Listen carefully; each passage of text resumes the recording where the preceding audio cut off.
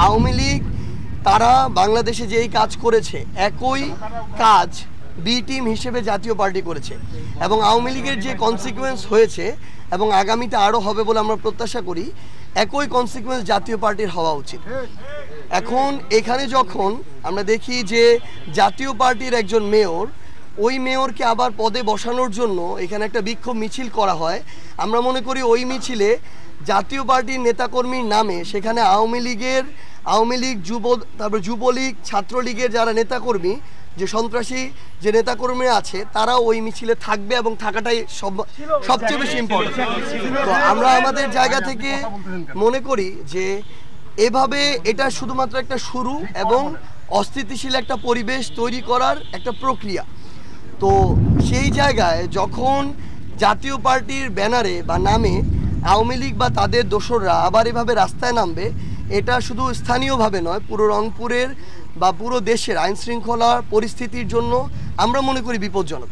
সেই জায়গা থেকে আমরা যতদূর জেনেছি যে যখন জিএম কাদের এসে আবার স্থানীয় নেতৃবৃন্দের সাথে মিটিং করছিলেন, আমরা মনে করি এটা এখানকার জাতীয় পার্টি আওয়ামী লীগকে সংগঠিত করার একটা প্রক্রিয়া, যেটা এখানকার ফ্যাসিস্ট বিরোধী আন্দোলনে যারা লড়াই করেছে তারা কখনো এটা মেনে নিতে পারে না। সেটা এনসিপি হোক, আমাদের বিএনপি হোক, জামায়াত হোক বা অন্য যে কোনো আমাদের সহযোদ্ধারা হোক, তারা কখনো মেনে নিতে পারে না।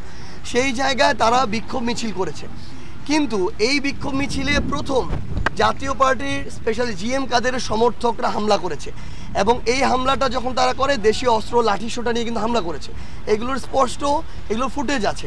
সো সেই জায়গা থেকে পরবর্তীতে তাদেরই কেউ নিজেদেরকে সেভ করার জন্য জিএম কাদের বাসায় হামলা করেছে কিনা নাকি অন্য কেউ করেছে, এই বিষয়টি আমরা মনে করি যে তদন্ত সাপেক্ষ হতে পারে।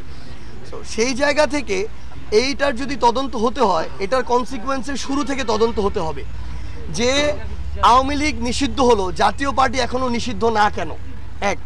দুই নম্বর হচ্ছে জাতীয় পার্টি আওয়ামী লীগ এবং জাতীয় পার্টির যারা বিভিন্ন সদস্য, কার উদ্দেশ্য কী ছিল আমরা জানি না, তারা কিভাবে রংপুরে এত বড় মিছিল করতে পারে, তাও একজন অবৈধ নির্বাচনের অবৈধ মেয়রকে ক্ষমতায় বসানোর জন্য।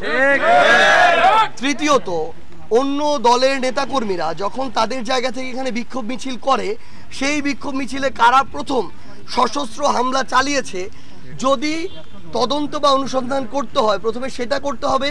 মামলা হলে প্রথম তাদের বিরুদ্ধে হবে, গ্রেপ্তার করলে প্রথম তাদেরকে গ্রেপ্তার করবে।